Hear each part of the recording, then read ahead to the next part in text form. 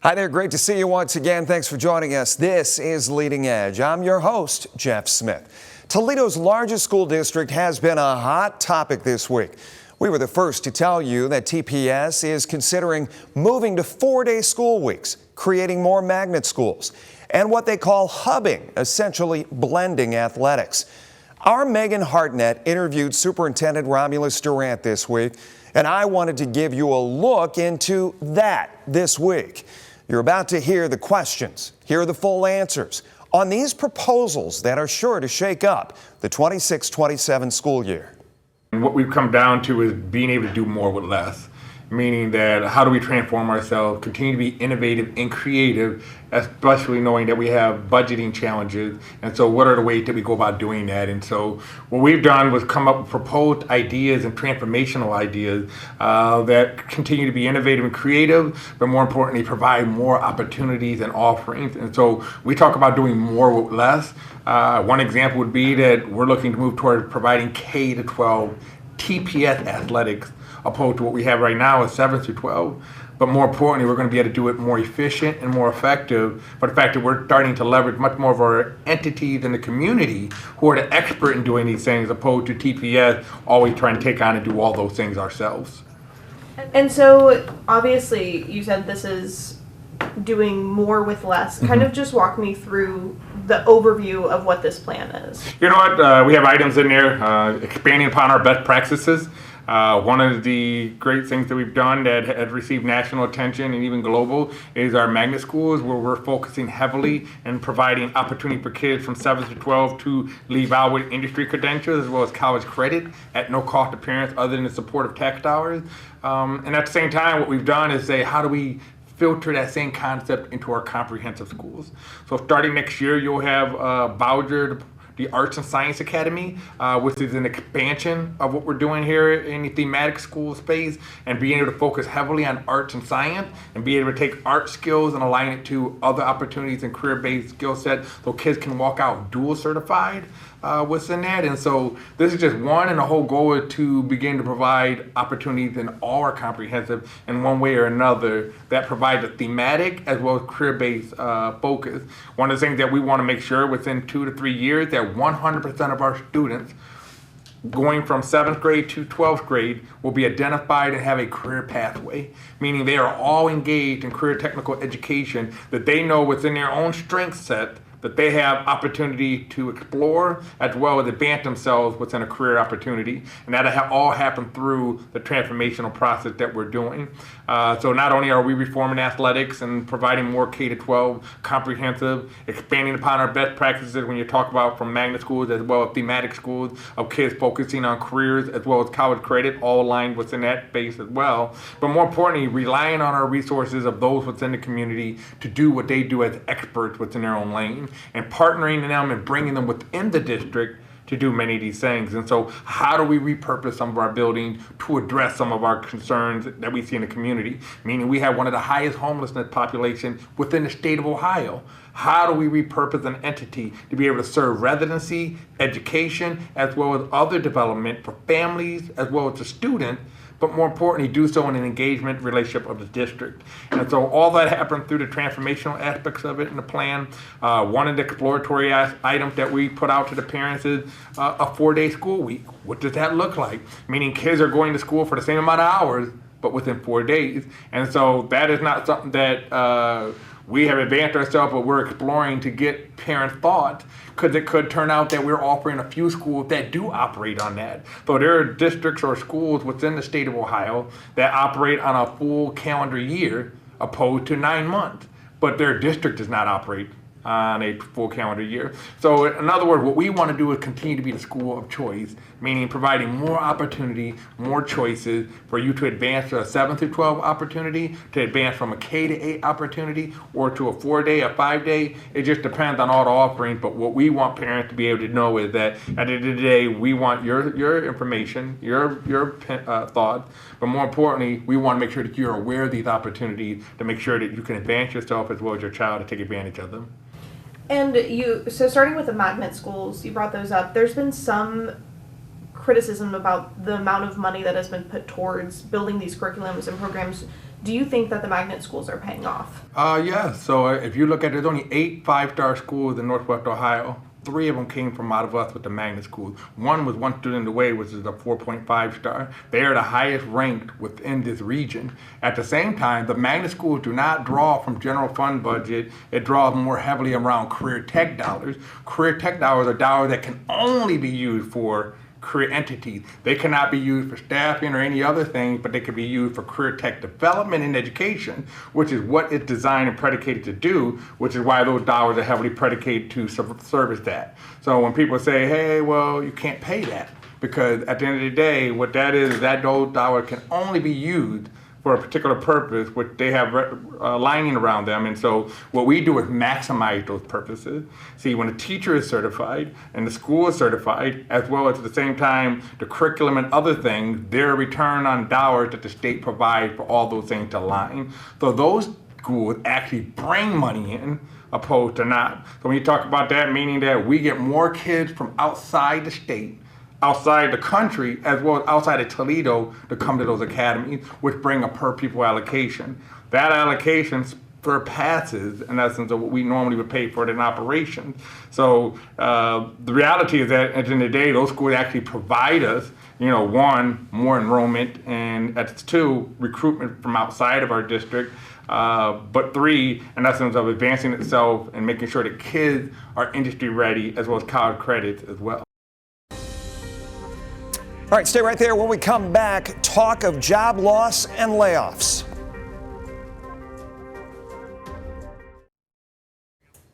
Welcome back. As the discussion with Superintendent Durant continues, our Megan Hartnett asks about teacher cuts and right out of the gate, changing the dynamics of those long-established schools. Do you have any concerns about what it would mean making Bowsher the performing arts school and what this means for the community school aspect it had before and for families who may not want the performing arts and then have to find other alternatives? Well, I mean, when you look at today, private schools have done that. Charter schools have done that. And so what we're doing is dealing with a competitive space, in essence, of providing opportunity for kids within their interest. And so that's really kind of what we've shored to and aligned to what most communities are moving towards, is that at the end of the day, these Catholic schools are not in your neighborhood. You're figuring out ways to get there. Matter of fact, we're busing most of those kids to those locations. What we've done, we've created mechanisms to make sure no matter what side of town you live in, you'll be able to be bused to any of the locations because of the area of your choice. So in other words, if you had an interest in going into broadcasting, this school over here that does not have broadcasting may not be of interest to you. But you now know that you could be bused from your community to the school that does have broadcasting that makes you a better and make you an advanced person within the space of newscasting or whatever else that is. That's what we want for all fields. Kids can actually choose by us assessing in the 5th grade their interest, servicing their interest, surveying their interest, as well as using their data to be able to determine career choices that exist within the district, whether it's an academy, whether it's a career tech program within a comprehensive. Kids can choose the variations of all those. Our goal is to make sure that they get there. Yeah. And for the Scott Park campus, sorry if I misunderstood it, would the Jones Leadership Academy be moved into that to then be a 4th academy there? So what we're considering, the business academy that currently exists obviously would migrate, and so what we haven't worked out is all the particulars of what that would look like, but there is going to be a business academy at Scott Park, and so what we want to do is revamp it and to really make it well-rounded and holistic to be able to advance kids to truly understand the concept of this economy. And I think by really understanding that, these kids will have a true understanding of, one, how to go and develop wealth, as well as wealth management practices. And so we want an 18-year-old who graduated from the business academy to have a briefcase that has an LLC, that has potential real estate portfolio that's offered through a land bank, to be able to have their own brokerage account, that they would be able to start through their Bloomsburg technology, that Bloomsburg Foundation had invested into the academy. At the same time, a forecasted plan of how to go about handling taxation and everything. And that's an 18-year-old who are far more advanced than the average 18-year-old, whether it's ourselves who have graduated high school and truly understood. Our goal is to make sure that they understand the side of the economy and how they become partners with the government and banks to be able to be their own business owners. And as we move closer to the opening of the Scott Park campus, what has the response been so far from the community? Have you guys been seeing the amount of applications you were expecting for it? There's an excitement. Even folks that were working with the university, people who live in that neighborhood, because understand, those who lived in that neighborhood has saw nothing done for the past since 1999. And so when they found out that we were looking to operate and do something within that community, they were excited because their property values go up. At the same time, there's other opportunities that allow living to happen on that campus just as well.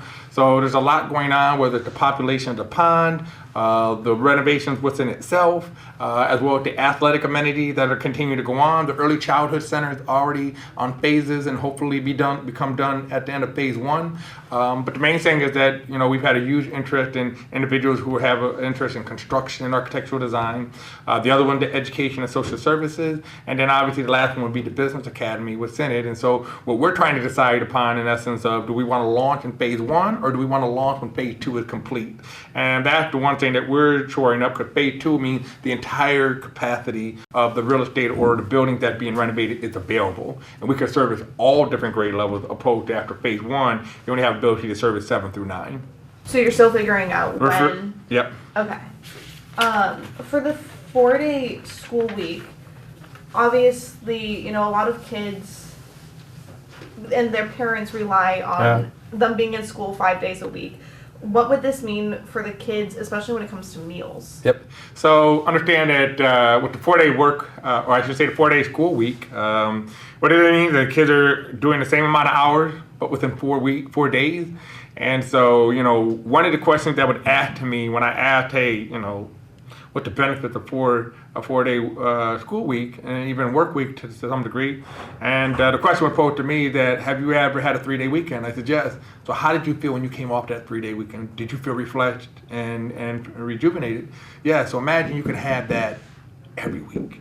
And he said, that's what I have at my school, is that my staff absenteeism went down from 36% to single digit because they felt refreshed every week. And that's the same with the mental state of children. But understand that this is just exploratory. And in essence, I'm presenting to the community. I'm from Toledo. I'm from a working class family. My dad worked 6 days a week and overtime at the plant. And so at the end of the day, he made sure athletics kept me engaged. And so that's why we're providing K-12 athletics. And he made sure that I was involved in all different extracurriculars, and sometimes he was a coach and sometimes he wasn't. And so that's why what we're doing with from the resources. So what that means is that, in essence, if the community had an interest in it, there may be opportunity for parents to choose for their kid to engage in that. So what that means is that there may be some schools that choose to do that. It might be a magnet school that says, hey, here are unique things that we do. Not only do we have these pathways, but we go on a 4-day calendar or a 4-day school week. And a parent has the ability to choose that or choose something else. The whole idea of being a school district of choice means we provide variations that you as a parent could do a 5-day school week, you as a parent could do a 4-day school week if we choose to go that route. But what happens is that this day becomes a day of career tech development, internship Monday, work Monday. And so what it has said, particularly with the high schools, is that these kids now have an ability to go out to industry and have a whole day dedicated to that. And obviously there's been some discussion of layoffs. Can you kind of talk about how those would be determined or what would happen to the staff? So, reductions, what we try to do is we try to reduce furthest from the classroom. So when you talk about certified teachers, there's 0 certified teachers that'll be reduced out of the district. So again, there'll be 0 certified teachers that'll be reduced out of the district. You may have long-term subs who may be impacted because now you have certified teachers who are going into classrooms. And so I think in essence that families want to know for the most part that we're having more and more certified teachers back into the classroom than necessarily long-term subs. You'll have an impact there. You'll have an impact on reduction of nurses. Obviously, we're one of few districts that actually provide a certified nurse for all their schools. So if you put it in perspective, we're talking about over 50 nurses within the district. We're looking at an efficiency model where we'll have enough to be able to have nurses engaged in all buildings, but not one dedicated to just one building. Our complete coverage of that story at WTOL.com. Up next, the battle to save a Toledo golf course and the talk of legal action.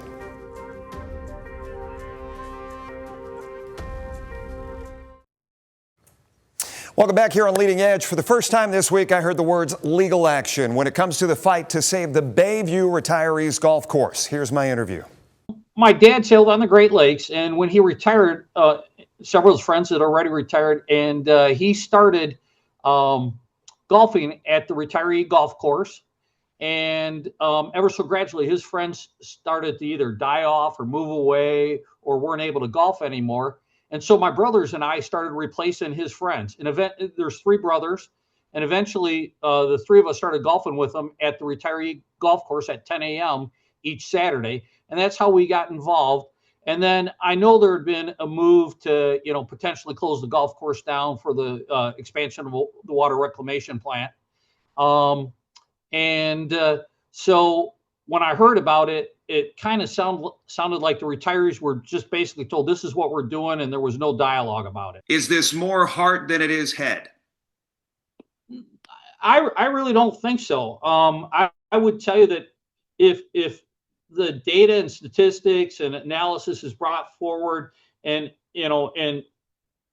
from a logic and reasoning standpoint, we say the golf course needs to go because it's in the best interest of the community, I'll be the first one to stand up and say, guys, it was a great fight, but it's the right thing to do. So, I want to keep my heart in check, right? And do what's right for the community.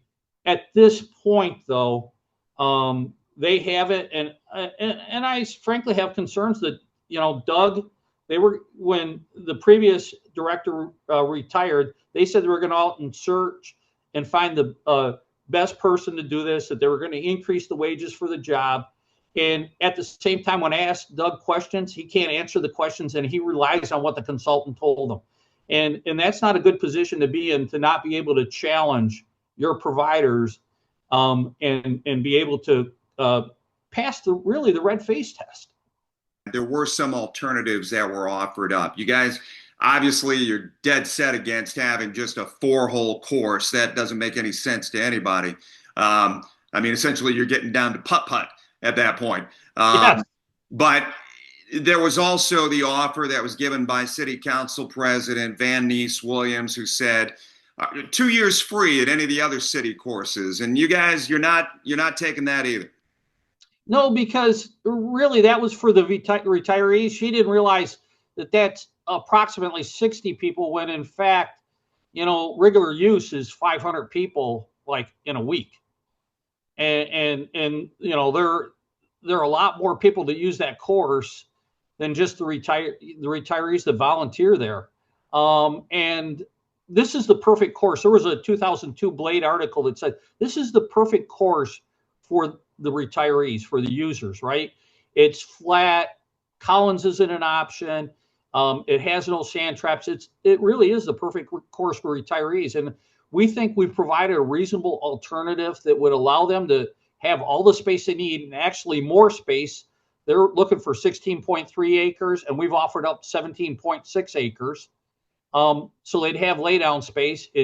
We've provided a plan that we believe is safer, more cost effective, and allows for placement of the material in areas where it's closest to the consumption point. And Stevens came back, I saw, and said not safer, not more cost effective, doesn't work, right? Right. But those are hollow examples. I provided actual examples, right? And we've seen nothing from them. We have done a lot of stories, and I'm sure over the last few weeks, there's been a lot of pushback to what I will define as progress. Yep. People coming into city council meetings. We had one this week, Steve, where they actually, during the Waterville city council meeting, and they were taking up the data center issue, but during that meeting, one of the council people asked, how many people are actually from Waterville? And people raised their hand. Not everybody raised their hand. And then he said, how many people are not from Waterville? Bunch of people raised their hand. So my point of that is there's just this sense of pushback to progress. We like it the way things are. We don't want change. Is that what I'm hearing here? No, we actually understand. I can tell you that if I was engaged and the data set and the analysis and plans were presented, And we reached the point where, you know, the course had to go because it was in the best interest of the community. That's the position I would take, right? But that's not the position I'm taking. Water is a hot button issue. You know that as far as Toledo is concerned. So what do you think the public sentiment is outside of this Bayview community? I mean, why should, you know, Joe Toledoan, Joe, anybody part of our viewing audience in Northwest Ohio feel, I guess, supportive to what you guys are doing versus trying to improve our infrastructure? We have concerns with the lease and the fact that they haven't come forth with plans on an actual expansion, right? And they're basically eliminating the course based on work that they're going to do inside the plant. I would tell you that, you know, it remains to be seen if there'll be a legal challenge. I can tell you that we'll have more information when they fulfill the obligations of our FOIA request. But I think City Council is the party in the community. You're not putting a lawsuit out of the realm of possibility. Absolutely not. Right? That, you know, is a distinct possibility. Right? Unfortunately, we have no other choice. Stay with us. Final word right after this. If you want to reach the show with comments, ideas, suggestions, it's easy. Just send us an email to leadingedge, all one word, at WTOL.com. Thanks for joining us. I'm Jeff Smith. Until next time, listen, learn, and lead.